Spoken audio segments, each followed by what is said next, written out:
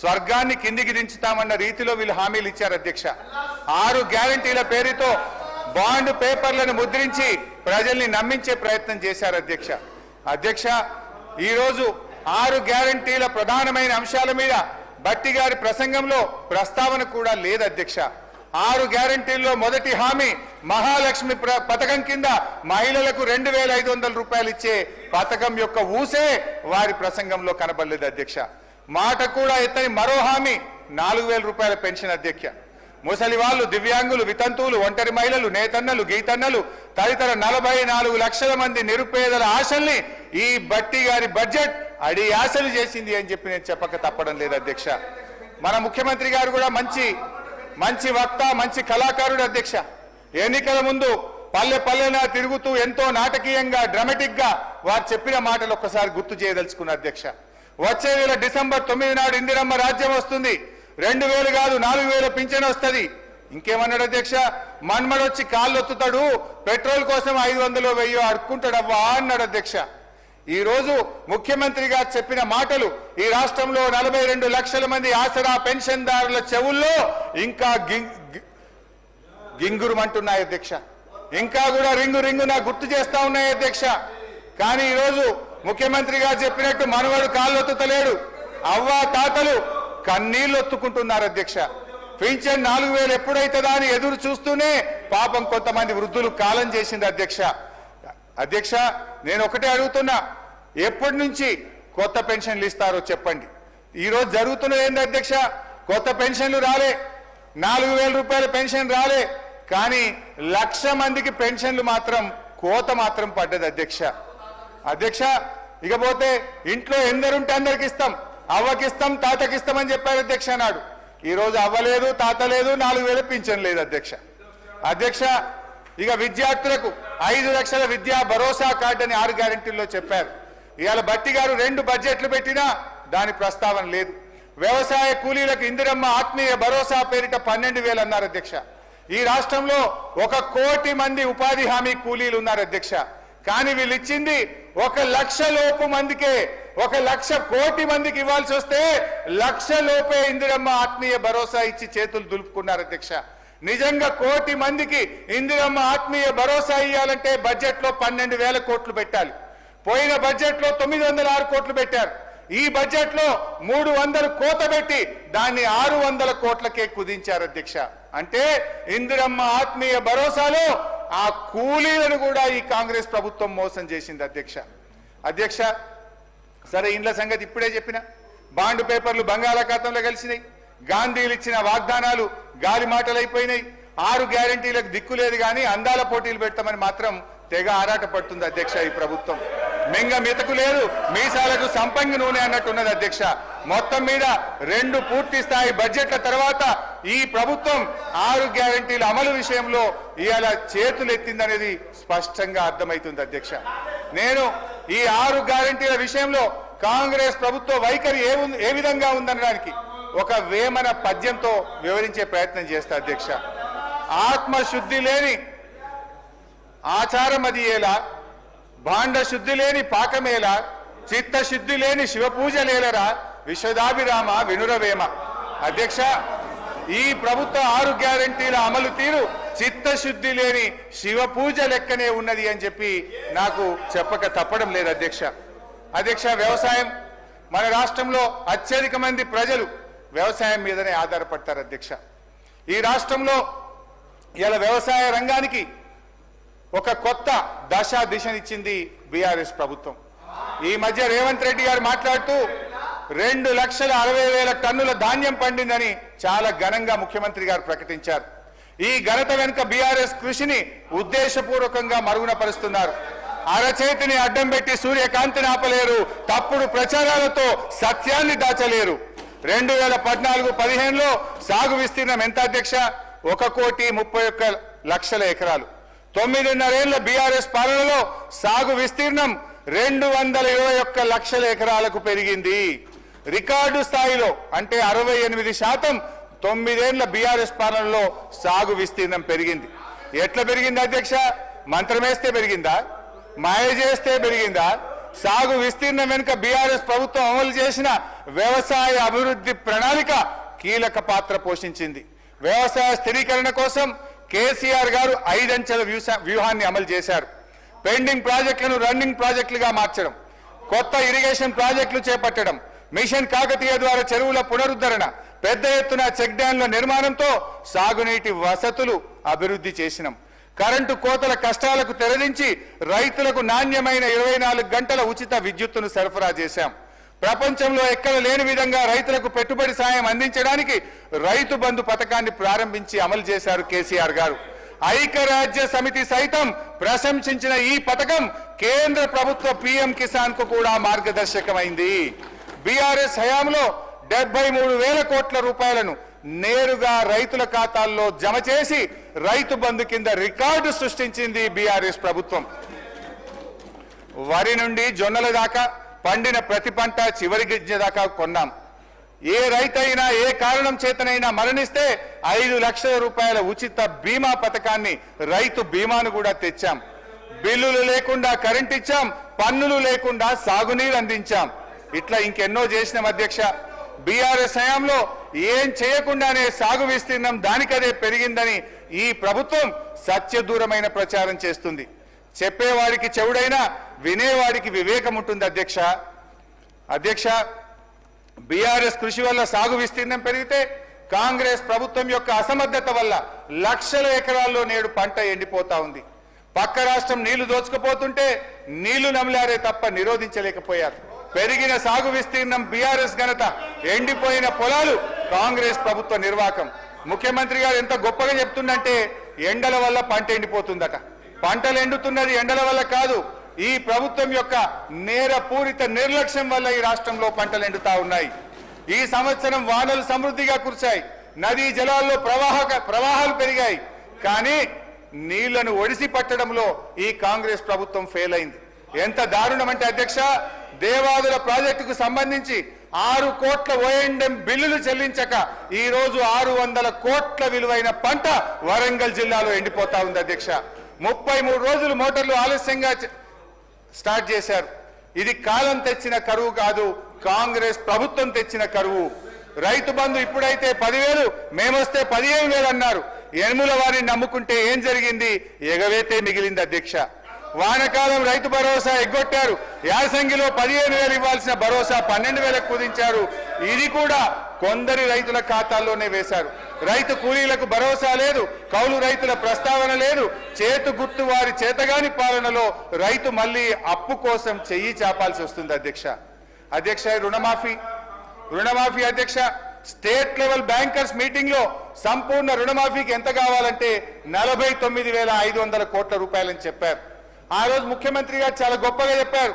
ఒక్క సంవత్సరం అవినీతి చేయకుండా కడుపు కట్టుకుంటే 41,000 కోట్లు ఒక్క దెబ్బకు మాఫీ చేయొచ్చని ఆ రోజు చెప్పారు అధ్యక్ష. గౌరవనీయులు భట్టి గారు తన బడ్జెట్ ప్రసంగంలో 31,000 కోట్ల రుణమాఫీ చేస్తామని చెప్పారు. ఈ బడ్జెట్ లోనేమో 20,000 కోట్లు ఇచ్చామంటున్నారు. వాస్తవంగా అయితే అది 15,000-16,000 కోట్లు కూడా చేరలేదు అధ్యక్ష. వాస్తవం ఏమిటంటే అధ్యక్ష, రైతు ఇంటికి బ్యాంకుకు మధ్య ఇంకా తిరుగుతూనే ఉన్నాడు. చివరికి రైతుకు మిగిలింది ఒడువని దుఃఖం, తీరని అప్పు అధ్యక్ష. ఇంకా బాగా అర్థం చేసుకోవాలంటే ఇది వ్యవసాయ శాఖ అధికారుల నుంచి తీసుకున్న లెక్కే చెప్తున్నాను అధ్యక్ష. నా సిద్దిపేట నియోజకవర్గంలో పరిస్థితిని ఈ రాష్ట్ర ప్రజలకు అర్థం కావడానికి, రైతాంగానికి అర్థం కావడానికి ఒక ఉదాహరణగా చెప్తున్నా అధ్యక్ష. నా సిద్దిపేట నియోజకవర్గంలో బ్యాంకుల్లో అప్పు తీసుకున్న రైతులు 43,363 మంది. రుణమాఫీ అయ్యింది 20,514. రుణమాఫీ కానటువంటి రైతులు 22,849. అంటే అయింది తక్కువ, కానటువంటి రైతుల సంఖ్య ఎక్కువ. ఇందులో అధ్యక్ష 2 లక్షల లోపు రుణం ఉండి కూడా కానటువంటి రైతుల సంఖ్య 10,212 ఉండడం గమనార్హం. Please note this point. 2 లక్షల లోపు రుణం ఉండి కూడా మాఫీ కానటువంటి రైతులు ఒక్క నా సిద్దిపేట నియోజకవర్గంలో 10,212 మంది ఉన్నారు అధ్యక్ష. కానీ ప్రభుత్వం ఇంకా రుణమాఫీ అయిపోయిందని చెప్తున్నారు అధ్యక్ష. ఇకపోతే అధ్యక్ష 2 లక్షల మీద రుణం ఉన్న వాళ్ళ సంగతి, పాపం వాళ్ళ పరిస్థితి అయితే చాలా ఆందోళనకరంగా ఉంది అధ్యక్ష. గౌరవ ముఖ్యమంత్రి గారు చెప్పారు, 2 లక్షల మీద ఉన్న వాళ్ళు అప్పు కట్టండి, మీకు కూడా 2 లక్షల రూపాయల మాఫీ చేస్తామని ముఖ్యమంత్రి గారు ప్రకటించారు అధ్యక్ష. ముఖ్యమంత్రి గారి మాట నమ్మే అధ్యక్ష. నా నియోజకవర్గం ఉదాహరణ కోసం ఒక 2-3 పేర్లు చెప్తా, చాలా ఉన్నాయి కానీ గుర్రాలగొంది గ్రామంలో శ్రీనివాసరెడ్డి అనే రైతు యూబీఐ బ్యాంకులో 30 ఆగస్టు 2024 నాడు 2 లక్షల మీద ఉన్న 50,000 కట్టిండి అధ్యక్ష. ఇవాళటి వరకు మాఫీ కాలే. నారాయణరావుపేటకు చెందిన సత్తిరెడ్డి అనే రైతు 2,60,000 రుణం ఉంటే మితితో కలిపి మీద 76,000 రూపాయలు కట్టిండి అధ్యక్ష. బంజేర్పల్లికి చెందిన మరో రైతు అఖ్తర్ ఖుస్రో 2,06,000 అప్పుంటే మితితో కలిపి మీదున్న 10,000 కట్టిండి అధ్యక్ష. వారికి మరి ఈ రోజు వరకు కూడా ఈ ముఖ్యమంత్రి మాట నమ్మి 2 లక్షల మీద ఉన్న డబ్బు కడితే ఈ రోజు వరకు రుణమాఫీ కాలేదు. కొత్త అప్పుల మీద పడ్డాయి తప్ప మాఫీ కాక ఇవాళ 2 లక్షల పైన ఉన్న రైతులు తీవ్రమైనటువంటి ఆందోళనలో ఉన్నారు. దయచేసి 2 చేతులు జోడించి భట్టి గారిని, ముఖ్యమంత్రి గారిని ఈ రాష్ట్ర రైతుల పక్షాన సవినయంగా ప్రార్థిస్తా ఉన్నా. 2 లక్షల మీద ఉన్న రైతులకు, రుణమాఫీ కానటువంటి రైతులకు అందరికీ కూడా రుణమాఫీ చేయాలని, మీరు ఇచ్చిన మాట నిలబెట్టుకోవాలని చెప్పి నేను ప్రార్థిస్తా ఉన్నాను అధ్యక్ష. అధ్యక్ష అంటే నేను అనేది ఒకటే అధ్యక్ష. ఇప్పుడు లేదు, మీరు మాట్లాడుతుంటే తప్పని మీరు మాట్లాడుతున్నారు. నేను భట్టి గారిని అడుగుతున్నా, మధిర నియోజకవర్గానికి పోదామా, లేదు నా సిద్దిపేట నియోజకవర్గానికి వస్తారా, లేదు ఈ రాష్ట్రంలో ఏ గ్రామానికి పోదామో చెప్పండి. సంపూర్ణ రుణమాఫీ అయిందంటే నేను బహిరంగంగా మీకు క్షమాపణ చెప్పడానికి సిద్ధం. మీరు సిద్ధంగా ఉన్నారా అని నేను అడుగుతా ఉన్నా అధ్యక్ష. ఇవాళ ప్రజలు అర్థం చేసుకుంటున్నారు అధ్యక్ష. ముఖ్యమంత్రి గారు ఆ రోజు ఏం చెప్పిండు అధ్యక్ష? 1 సంవత్సరం కడుపు కట్టుకుంటే ప్లీజ్ 1 సంవత్సరం కడుపు కట్టుకుంటే రుణమాఫీ అవుతుందన్నారు అధ్యక్ష. ఇవాళ కడుపు కట్టుకుంది ఎవరో, అవినీతి ఆకలి అవుతుంది ఎవరికో ఇవాళ వాళ్ళకే తెలియాలి అధ్యక్ష. నీటిపారుదల రంగం గత బడ్జెట్ లో మీరు ఆన్గోయింగ్ ప్రాజెక్టులు పూర్తి చేస్తామన్నారు అధ్యక్ష. 6.5 లక్షల ఎకరాలకు నీళ్లు ఇస్తామన్నారు అధ్యక్ష. ఒకవేళ నేను భట్టి గారిని అడుగుతున్నా, 6 ప్రాజెక్టులు పూర్తి చేస్తే వాటి పేర్లు చెప్పండి, ఎన్ని ఎకరాలకు ఆయకట్టుకి ఇచ్చారో చెప్పండి అధ్యక్ష. 15 నెలల కాంగ్రెస్ పాలనలో ఖమ్మంలో పెద్దవాగు ప్రాజెక్టు కొట్టుకుపోయింది, ఎస్ఎల్బీసీ కూలిపోయింది, వట్టెం పంప్ హౌస్ మునిగిపోయింది, సాగర్ ఎడమ కాలువకు గన్లు పడ్డాయి, సుంకిశాల కుప్పకూలింది అధ్యక్ష. ఇవాళ మీ నిర్వాహకం ఇట్లా ఉంది అధ్యక్ష. మీ బడ్జెట్ ప్రసంగంలో అఫ్ కోర్స్ నేను దీని మీద ఇరిగేషన్ పద్ధతినప్పుడు డీటెయిల్ గా మాట్లాడతా, టైం లేదు. జస్ట్ 2 minutes లో 1 minute లోనే దీన్ని కంప్లీట్ చేస్తా అధ్యక్ష. భట్టి గారి బడ్జెట్ ప్రసంగంలో 511 టీఎంసీలో ఆంధ్రప్రదేశ్ కు అప్పచెప్పారని చెప్పారు అధ్యక్ష. I have all record with me. నేను మీరు అధికారంలోకి వచ్చినాక పోయిన సంవత్సరం మీరు చేసిన అగ్రిమెంట్ కాపీ కూడా నా చేతుల్లో ఉంది అధ్యక్ష. 511 టీఎంసీలు ఈ 299 ఎక్కడి నుంచి వచ్చింది అధ్యక్ష? ఆనాడు ఉమ్మడి ఆంధ్రప్రదేశ్లో వీళ్ళే ఆ రోజు మంత్రులుగా ఉన్నారు. మీ నిర్వాహకం ఇది ఏ రకంగా వచ్చిందో ఈ అగ్రిమెంట్ లోనే చాలా స్పష్టంగా ఉంది అధ్యక్ష. I will read out and tell you అధ్యక్ష. ఇది ఏదో మేము ఒప్పుకున్నాం, ఇది మేము చేసినామని చెప్తున్నారు అధ్యక్ష. ఇది అగ్రిమెంట్ 26 June 2015 అధ్యక్ష. However, as per the arrangements, various decisions taken by the erstwhile state of Andhra Pradesh, revised allocations in both the parts of the state came to be 512 in Andhra Pradesh and 299 TMC in Telangana. List of the projects dated 18/10/2013 may be followed as the working arrangement for the current year only, without prejudice to the rights of the 2 states above their entitlements which have been raised or to be raised before appropriate forum. అంటే ఈ 299 512కు గత కాంగ్రెస్ పాలనలో తెలంగాణ ప్రాంతంలో ప్రాజెక్టులు కట్టకపోవడం వల్ల, నీటి కేటాయింపులు జరగకపోవడం వల్ల ఆ రోజు వరకున్న నీటి కేటాయింపులను ప్రాతిపదికంగా ఈ వాటర్ ఇయర్ కు తాత్కాలికమైనటువంటి అగ్రిమెంట్ చేశారు. అందులోనే స్పష్టంగా ఆ రోజు ఇంకా వీళ్ళు ఒక అడుగు ముందుకు వేసి కేసీఆర్ సంతకం పెట్టిండు, హరీష్ రావు సంతకం పెట్టిండు అంటారు. దీని మీద పెట్టింది ఒకవైపు ఆదిత్యనాథ్ దాస్ ఆంధ్రప్రదేశ్ నుంచి, ఈ రోజు మీ అడ్వైజర్ గా పెట్టుకున్నారు కదా, ఆనాడు తెలంగాణకు అన్యాయం చేసిన ఆదిత్యనాథ్ దాస్ ను మీరు అడ్వైజర్ గా పెట్టుకున్న అతను మన రాష్ట్రం నుంచి ఎస్కే జోషి గారు దీని మీద అగ్రిమెంట్ సంతకం పెట్టింది అధ్యక్ష. అయితే ఇవాళ దీనికి శాశ్వత పరిష్కారం అధ్యక్ష మనకు సెక్షన్ 3. సెక్షన్ 3 నిజంగా కృష్ణా నది జలాల్లో తెలంగాణ న్యాయమైన హక్కును సాధించడానికి దోహదపడుతుంది.